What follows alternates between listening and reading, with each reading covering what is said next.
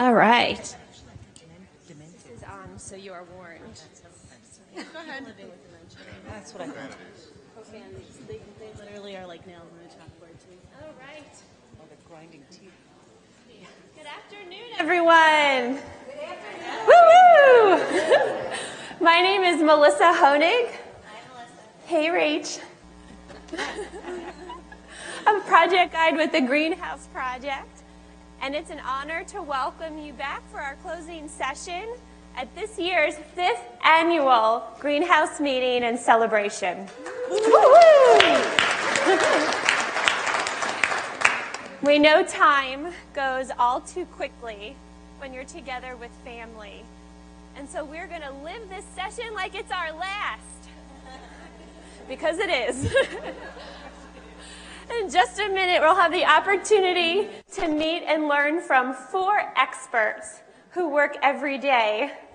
Look at those eyebrows go up. To honor and acknowledge the preferences and interests and unique personalities of elders. And through their knowing relationships, these guides and Shabazim and clinical support team members and educators partner to provide elders with a sense of pleasure and a sense of purpose.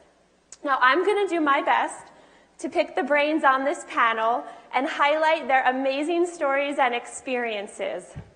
Later, we're going to share the microphone with you, all of our adopters here in Grand Rapids, Michigan, as well as our brand supporters and partners all across the country. So, viewers at home, text in your votes and your questions, and we'll do our best to provide you with an interactive and valuable experience. Sound good? All right, let's get started. I'm excited to begin by asking our esteemed panelists to introduce themselves by sharing, this is where it gets hard, guys, your name, your role, and something unique about yourself.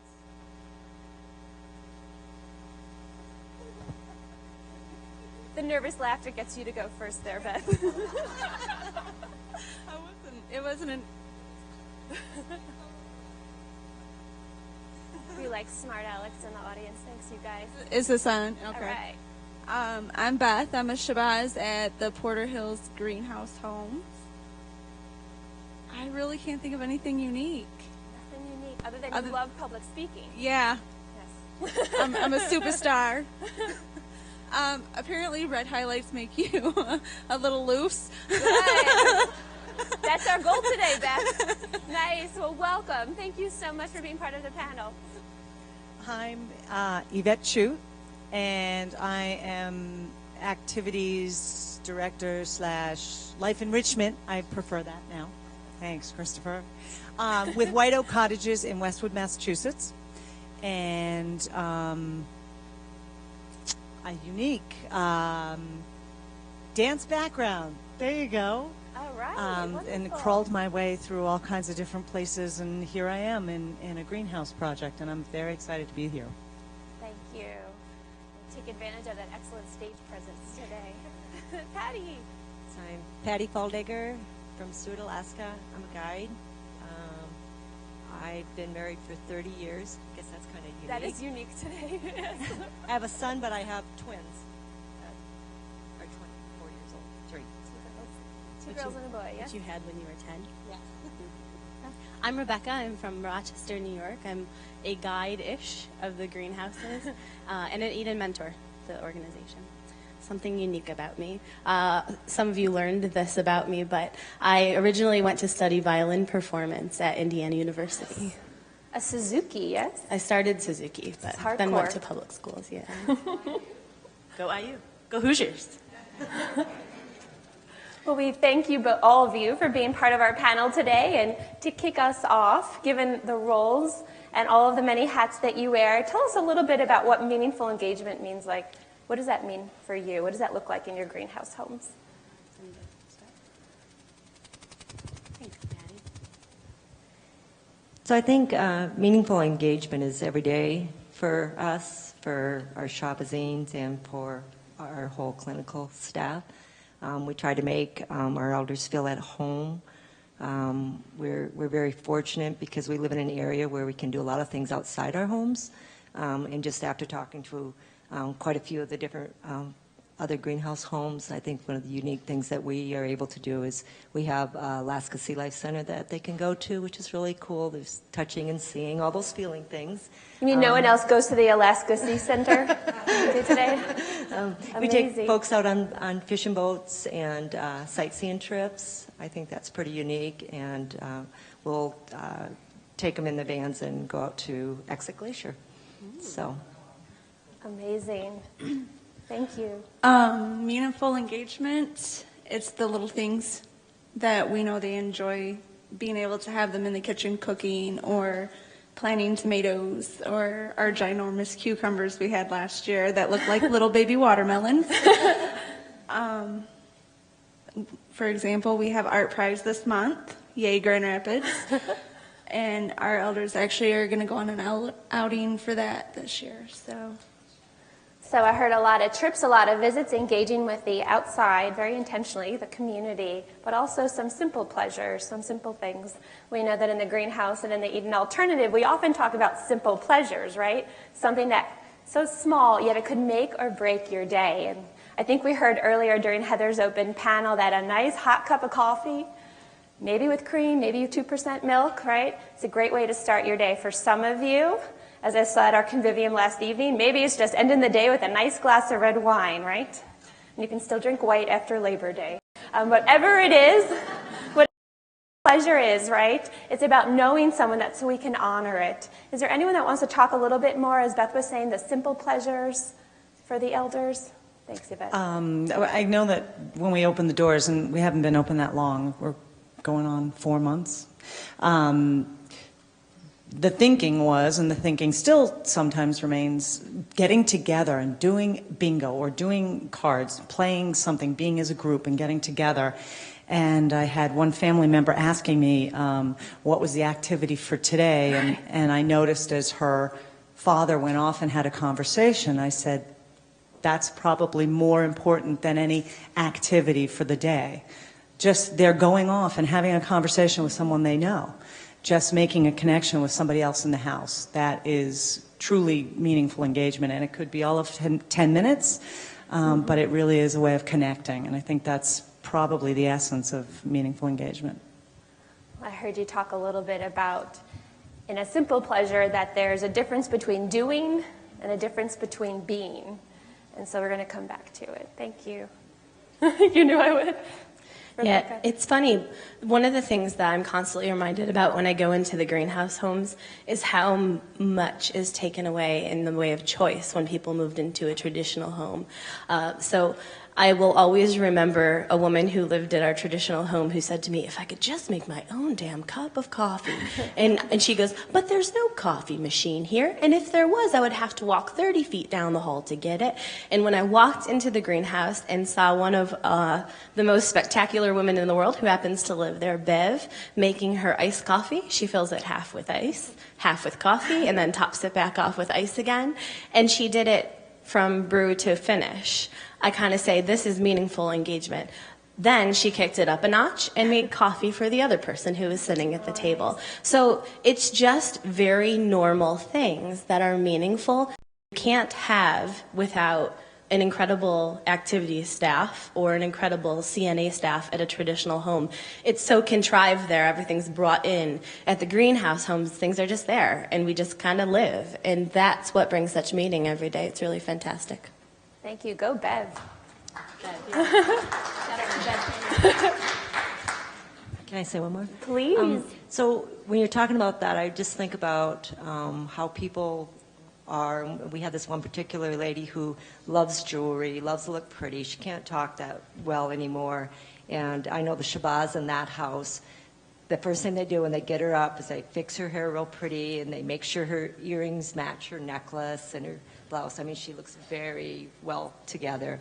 And she loves it when you walk in and say, oh, you look so beautiful today. And she just smiles. And I mean, it just, that right there is what you want. You know, you want to know that person, know that that's what they really appreciate.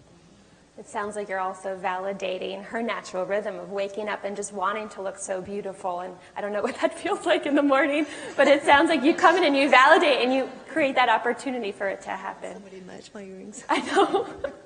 Thank you so much. Anybody else want to add anything about simple pleasures? Oddly enough, we have a lady. She I work third shift now. She tends to stay up with me more so, and she likes to fold laundry.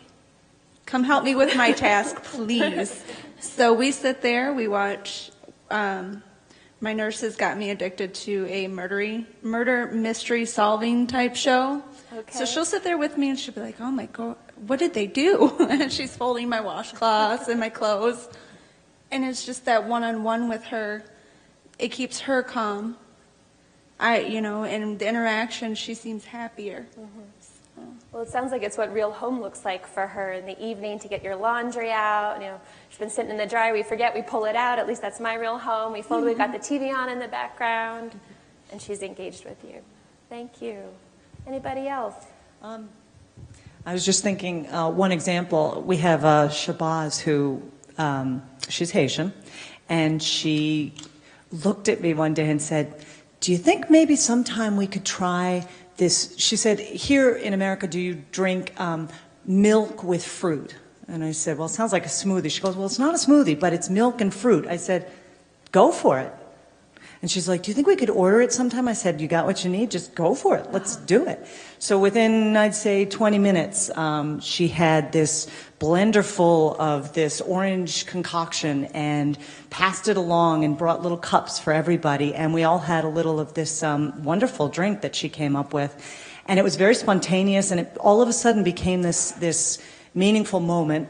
It was, I suppose you could call that an activity, but it just kind of happened. And I love when things like that happen, because everybody's in the moment without trying to conjure up a way to get in the moment. You're just there. So it was great. Awesome. Well, a lot of good things there then. There's a spontaneous activity. There's an empowered staff member, it sounds, because she had the power and the ability to get that milk and fruit out and start a party. Yeah.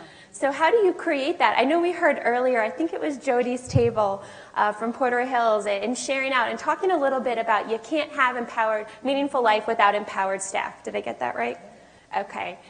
And so tell me a little bit about what empowered staff looks like, because this lady sounds amazingly empowered. How do you do that? Well, what was interesting is she wasn't feeling that confident in the moment at all. She really was asking me if it could be done. If so, when could we order it?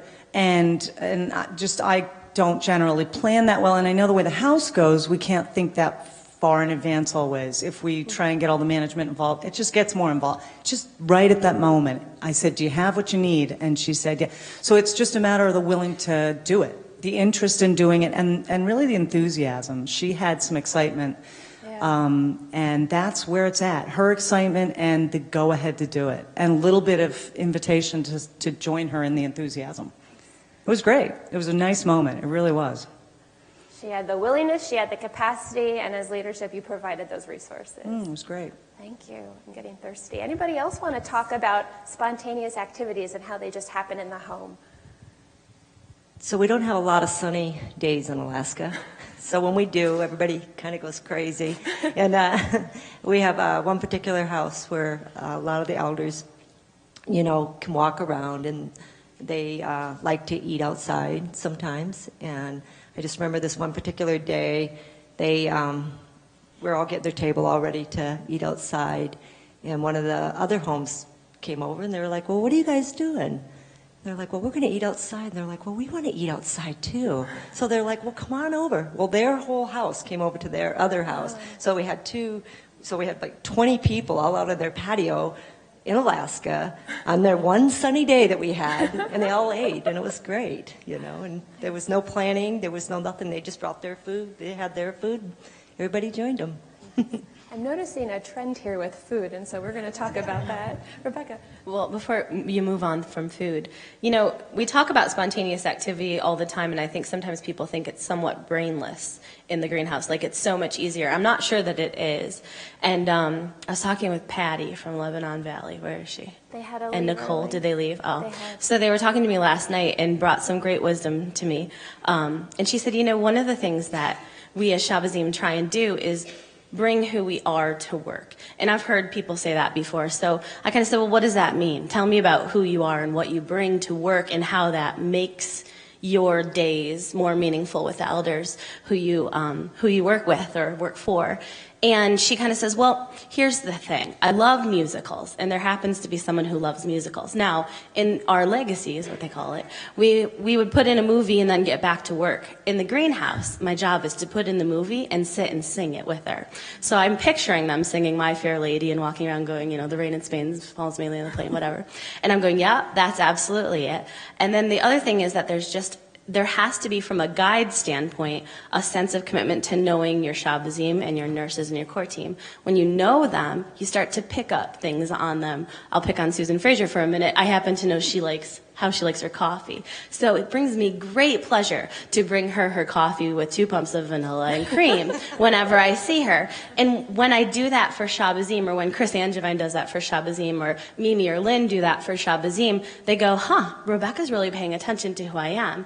And then I say, yeah, how are you guys paying attention to the elders? And they start to say, oh, it's that easy. And we start to think about, well, what can we do that demonstrates to those elders how well we know them and how much we care about them without any major entourage around it. So, thank you for modeling the way, my dear. Anybody else want to add to modeling the way, or what it's like to be in your leadership role and demonstrating by example? I didn't email you that question, so it's okay. All right. Well, we talked a little bit about, as we were listening to the spontaneous activities, it sounded like food became part, and whether it's a food that we grew up with, a tradition or something that's part of our culture, or it's around mealtime and we're getting together, we're about to have some convivium. Talk a little bit about maybe rituals or celebrations in your home. I know in our family, most of them are around the dinner table. There's a lot of food going on in our family celebrations. So share with us a little bit about what rituals and celebrations look like in your homes. Oh, you do? So probably Thanksgiving is probably, our biggest event. And we've done it a couple of different ways. It seems like every year we do it different, or the Shabazz do it different. And we try to get basically all together. And we have 4 homes. So getting 40 elders together is kind of difficult in 4 homes. So what they do is they all get together and they decide on whose house they want to have it in. And then the houses all share, like one will make the turkey, one will make the pumpkin pies, and they all invite everybody over to the one house. And the folks that don't want to go or can't for whatever reason, because not everybody wants to participate, and that's fine, then we make sure to make them a plate, take it back to the house that they're not at. And so it's kind of like one big party, when they all get together, take pictures. They like the pictures. Thanks, Patty. Anybody else want to add about rituals or celebrations in your homes? This house in Penfield loves their meals. So there's a house that is, some might say there's a lot of expressions of unmet needs, and we've been open for 6 months now at this house.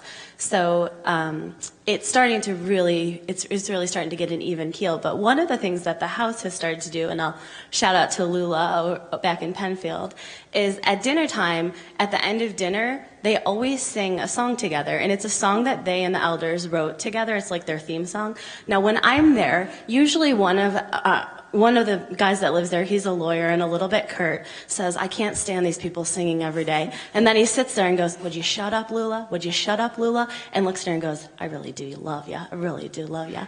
So it's like this game of antagonizing that I'm sure a lawyer who loved to debate appreciates. And but the house itself just kind of has this really cool vibe around singing their evening song. Next door, they're not singers, but what they have done is this really cool birthday tradition, which warms my heart, and they pass a birthday plate. So it's a like a fabulous little ceramic plate with a cupcake on it. And on the back, the person who had it before writes a message to the person whose birthday is coming up, as an elder to elder message. And I don't think I could forget when we moved in, and Irma, who lives in one of our homes, said to me, well, we've got to get a birthday card. And I said, oh, you'd like to go pick out a birthday card? And she said, yeah. So we went out to Wegmans. All right, Wegmans. Rockin' Wegmans. Picked up a birthday card for someone whose birthday was around the corner. And all of those elders signed it. And when that person got the birthday card, I remember them looking at it going, everybody signed this for me. And kind of said, you signed this for me? And you signed this for me? And you signed this for me? And I know you. And I was trying to think of a place where I could see that back before the greenhouses.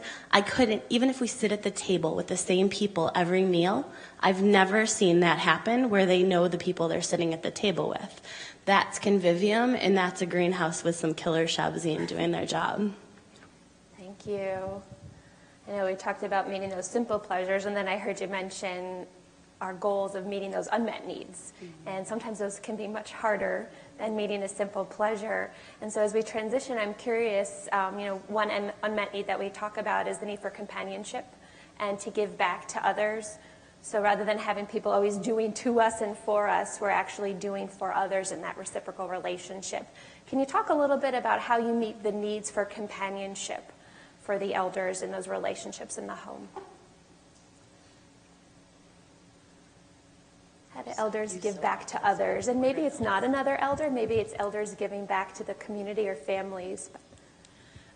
One example for me is I have a lady that it's a routine of hers. She gets up at 5 every morning. And of course, me being the only one there, I have the luxury of getting to talk to her. That's our companionship, is being able to curl her hair for her, make sure her washcloths are hot for her to wash her face, help her with her earrings and her necklace. And she actually has a volunteer that comes in every Thursday, and they make a new necklace and new earrings and new bracelets. And she's got one of those armoire jewelry boxes, and it's just cram-packed full. And she goes through and shows me, oh, this is the one I made today, and this is the one I made last week. And maybe I'll make one for you. Do you like this one? And it's just a little, she tells me about, oh, my son just went, South America, I think is where he went for 7 weeks. Wow. And I miss him. And, just being able to talk to her, those little moments that makes her feel somebody's listening, somebody cares. To me, that's what you look for in a companion, is someone that, oh, someone loves me. Someone hears what I'm saying, not just, they're kind of listening. They kind of know what's going on, but there's no answer, no feeling of, what's here. So, I want to thank you for that, too. And as you're passing the microphone to Yvette, I just want to thank you, because one thing I heard you say is, at 5 a.m., I'm the only one in the house. And in the traditional model, how many times have you heard, so I had to get her up, or I was the only one, it was actually, and I had the opportunity to help her get ready. And I just want to say thank you, because it's pretty amazing the work that you do. So thank you in creating that engagement. Yvette? We're still new, so it's still coming together. The house is still filling, so we have new people coming. And I really enjoying observing how that naturally happens, how people in the house move in and find friendships, and how not necessarily staff to resident, but resident to resident. A person that recently moved in was living alone, living with family, trying to figure out how to make it work, having a very hard time doing so. And when he arrived, he just naturally connected with this woman who had kind of gone off in her own way and didn't really have a connection. All of a sudden he arrived, and they got along in regards to golf. They have a connection with golf. She is one of the sweetest people, but she kind of lost her way. And when he arrived, it was almost as if she found her way, and she found this connection, and he found a connection, and the two of them, he made some reference about, keeping him company on the sofa, and it was just very endearing. It was very sweet, and And we have another couple of ladies who just found a friendship together. The two of them are like two peas in a pod. They just sit and they can chat over a cup of tea for 2 hours. And it's just really endearing to watch the friendships that develop naturally. If you just leave it alone and watch, it's a wonderful, wonderful thing to be watching. Enjoying it.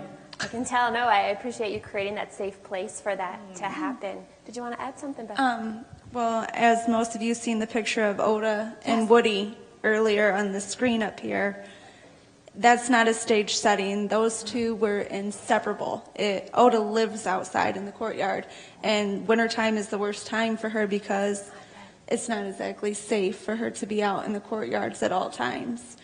And those two, Woody would be out there, mind you, it's 90-degree day, long sleeve shirt, sweater, sunglasses and his baseball cap, and Oda's got her big sunbonnet on, and they're sitting out there just chit-chatting, you know, and just to see, and they look forward to it.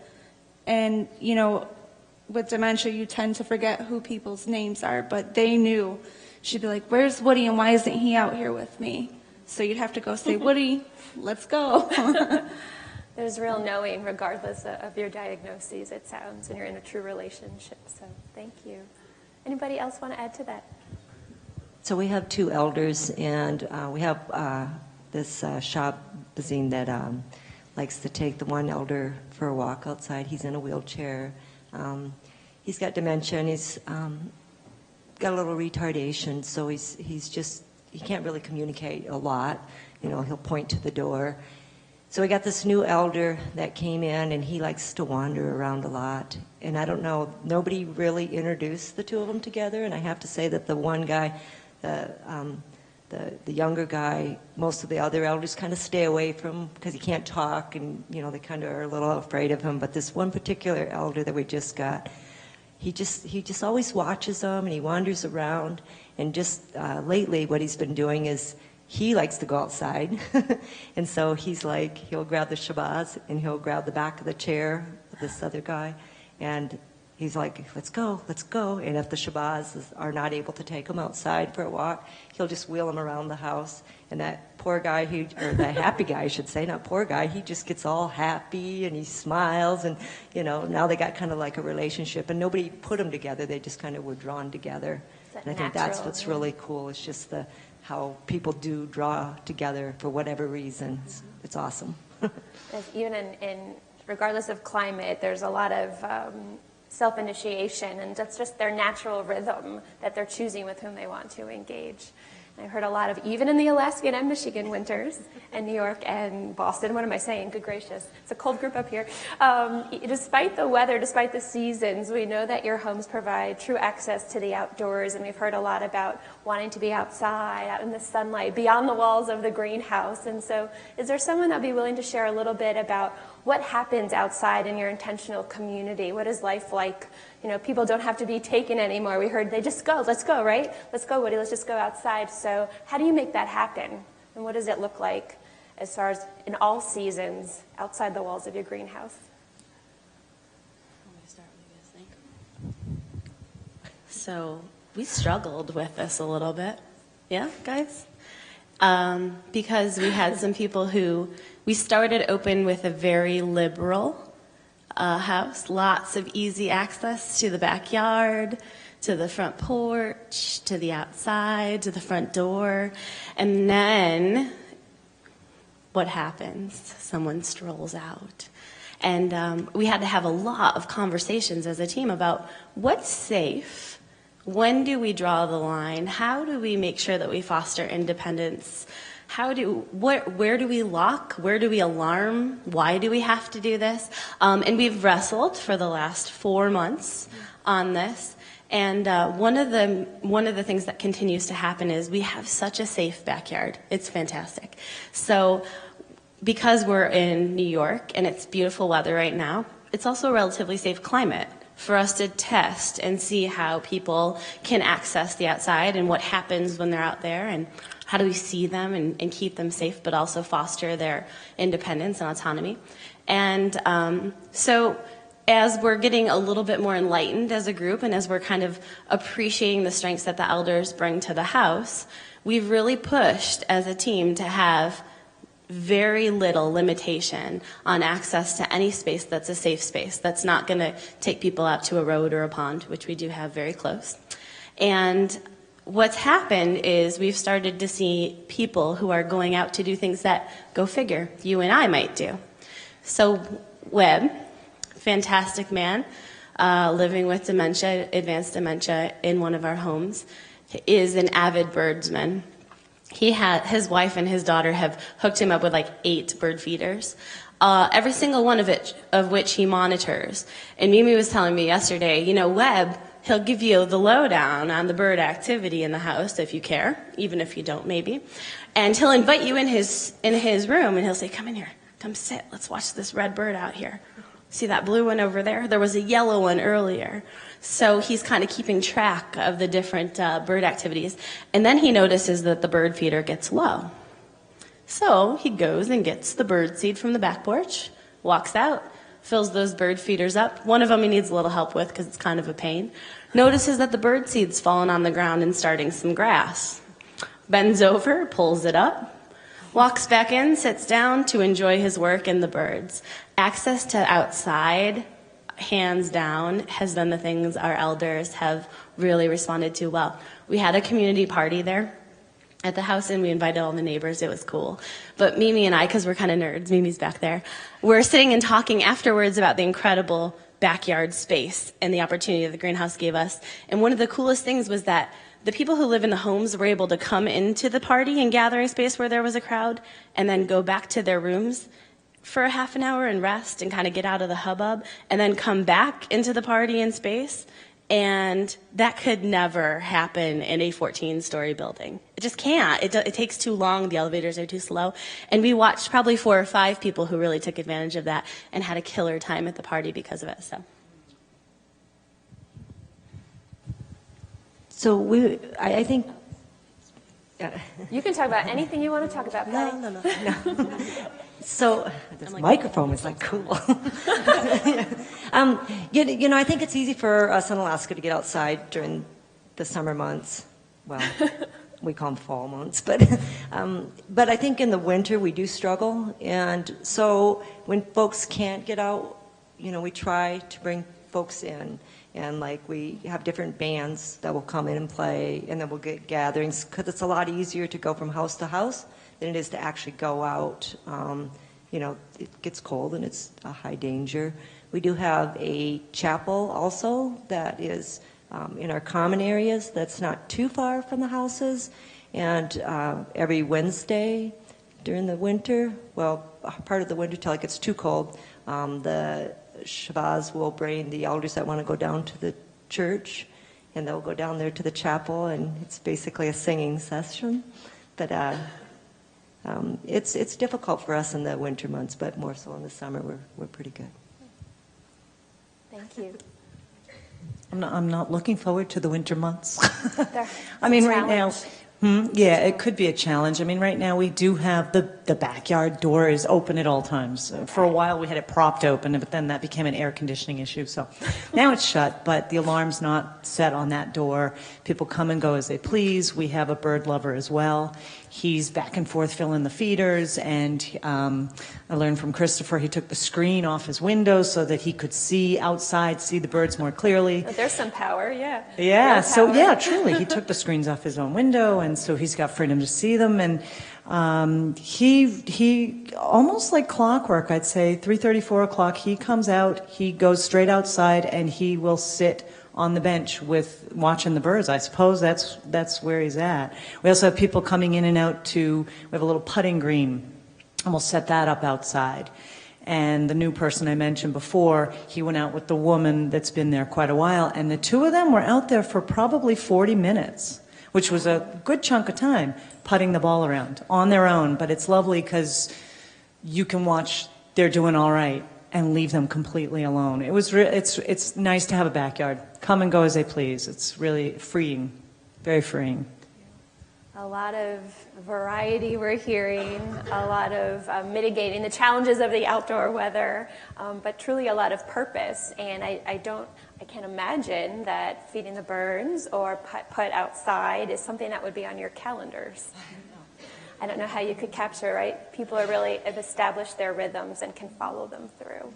So I know you mentioned someone who is new or meeting, and so I'm curious, we heard yesterday from Bill that the song changes in the greenhouse homes, and as all of you know, the song does change when a new elder joins your family.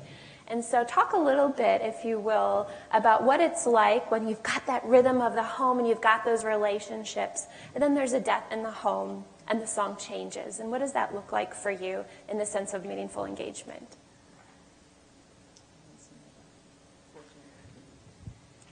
So probably when we had our first death, I think we kept it quiet.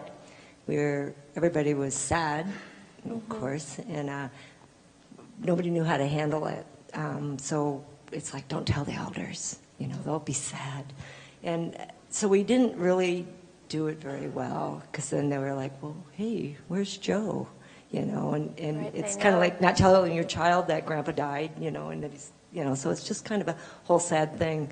So we kind of were struggling with it for a long time, and our chaplain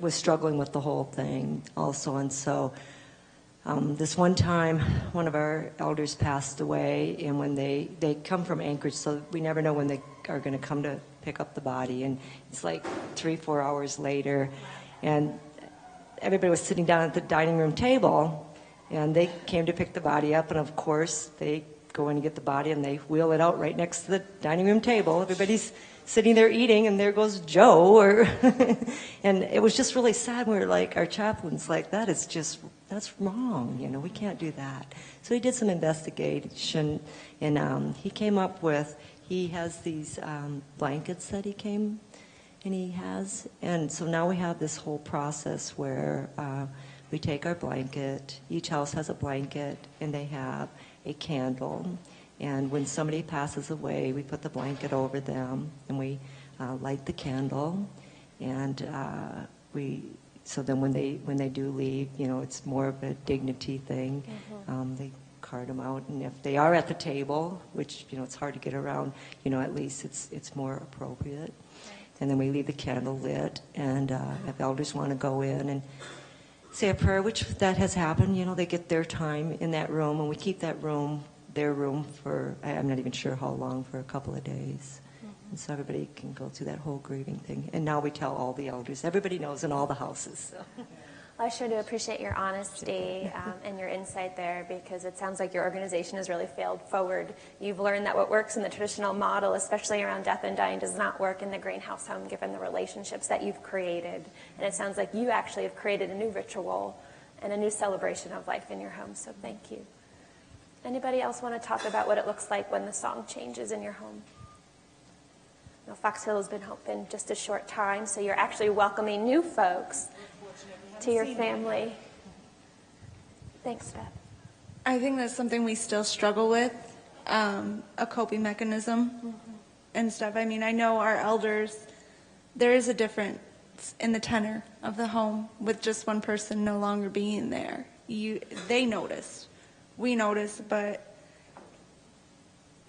I think we still struggle with grieving together, because they may not be able to express to me, well, where's so-and-so, because maybe they just can't register the name, but they notice the place is empty. That spot at the dinner table, the conversation that they bring is gone. But that is something, I mean, we do the picture and a rose by the front door to remember them. And of course, the staff, we all sit and say, this is, we had a man pass away that every night when I'd go in with him, we'd sing his favorite song, as Darlene can tell you, was Hey Good Looking. And I'm a little tone deaf, but he didn't mind. So I'd sing the first verse, and he'd come in with the second verse, and he'd just light up. And that's memories we share. But I think with the elders, it's not so much we don't tell them. It's Thank you. I think it's just, that is something we struggle and always probably should work on how to cope with them along with ourselves. It's a dysfunctional family. It is. It's real family, right? Real home is real family. And Mom, if you're watching, I'm sorry. But every family has a challenge. And again, appreciating your honesty. It sounds like that person is never forgotten because you're able to remember them in ways in which was part of the rhythm of the home. So thank you. One more final comment before we open it up to your peers. So I was just going to tell you that one of the things that we do is we try to get a picture of that person and frame it, and it's in the house. So it doesn't really, the person doesn't leave the house. It's always there, and people will still talk about, oh, remember Bill? He liked the dog, or Not forgotten. whatever. So they don't forget them. So, and they know who they are. Yeah, I remember that guy. Good memories. And it sounds like as you work through these challenges, and again, there's no perfect greenhouse home, right? So everyone's got something that they're working on and that they're growing and learning from. How do you bring in resources? What does that look like? Support for you and your teams to create that meaningful engagement, even though the rhythm of the home has changed? Where do you find support, or how do you support these self-managed work teams? That is one thing we've struggled with, is because as a Shabazz, we wear a lot of caps. Right. You know, we're a cook, we're a housekeeper, we're a caregiver, we're a coordinator, we're everything. Mm-hmm. And, you know, traditionally I could, and Cheryl knows I used to get frustrated with her, well, what do you think you should do? I love you, Cheryl. Where are you? And now I understand. She coached, you mean? Yeah, she coached. She pushed. Figure it out. We've faced challenges with having the support, but I don't know if Sarah's still in here. Yeah, the woman in red. She has actually been helping us get volunteers, which, again, volunteers think we got to be doing something, kicking a ball, or... No, sit and talk. It's the little conversations that make the big difference. Yeah. So we've been very lucky to have the volunteers, and we have like the best family members that are always willing. One of our ladies moved in, and she was a party planner, and we were all invited to go swimming at her house for the 4th of July. Well, her family owns Yesterdog here in Grand Rapids, and they actually came in and catered for both houses. So, I mean, it's knowing your resources and kind of pulling them together and finding strengths from them. Thank you for that appreciative inquiry approach there. And another thing I heard in the sense of engagement was it's not just about the doing, back to what Yvette brought up earlier. There's a sense of being, and we know that solace and that time to just be alone, to just be, is one of the elements of meaningful engagement. And so how do you create those opportunities for just being, that solace for the elders? Well, it's so funny because when I read that that passage in Dr. Thomas's book, people for? Okay. I hadn't really thought about the idea of being versus doing, and it took me a while to really get what, huh? I had to really absorb it, and now I can clearly see the difference. It's still very hard to conduct the difference. You can't make being happen. You can't. And if you just stop and just wait a minute, being happens. It may come to you, but it'll just naturally evolve. Something will naturally evolve. I'll just go the scenario of a day at White Oak. I'll walk in, I'll see one person sitting there. I'll sense that there might need to be something. Maybe we could get something to happen if they're interested. And so I might pull out categories and say, do you want to play categories? And one person might say, yeah, let's. And so I can team up with them, and I can, a Shabazz will join us, and they'll team up with another resident. And then we had a resident with her brother, and they were playing. So there were 3 teams, and we're playing along, and we're having a good time. And one of the residents' daughter comes with the grandkids, and they're coming for ice cream, and so they jump in and they start playing. The kids are into it. The kids are just jumping in, and everybody all of a sudden is playing this game, and it just naturally, and that's more doing.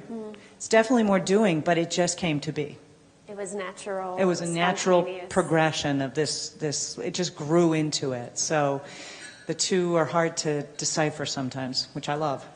Well, Thank you so much. I could hug you all day with a list of questions, but I want to let go of some control here and open it up to all of your colleagues who are doing this hard work each day. And before we close today, is there any